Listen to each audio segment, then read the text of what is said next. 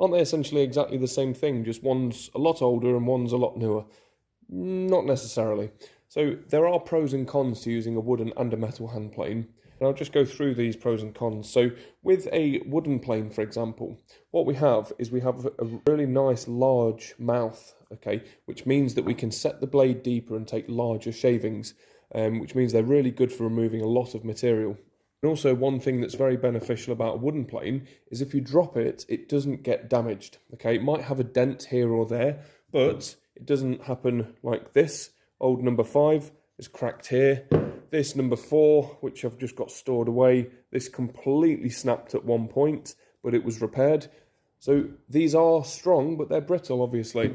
And the beauty of the wooden plane is that it will probably dent if you drop it, but that's not going to change the shape of it or break it. Now, another positive of using a wooden plane, let's say if it's a pure wooden plane like so, the sole is no longer flat through wear and tear, you just pass another plane over it and that will flatten it off.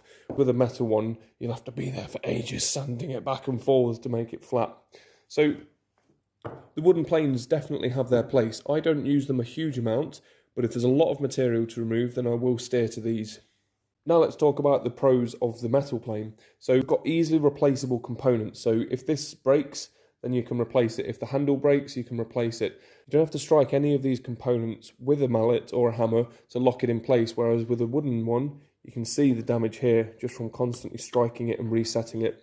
It's great that you don't actually cause damage to the tool whilst you're using it, and these are very slow to wear, but they do wear down. So you also have much better control over your adjustments. With a metal plane, you just simply move the lever from side to side. You can adjust the iron with this screw here, rather than just keep smacking things around and get this to sit absolutely perfectly.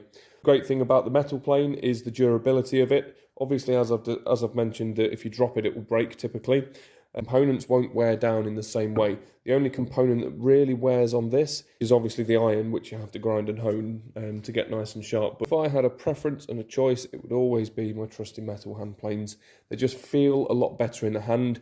These are a little bit clunky to hold. They just don't, there's just something about them that doesn't feel as comfortable as having a nice handle, front and back, and just get really good, comfortable usage out of it.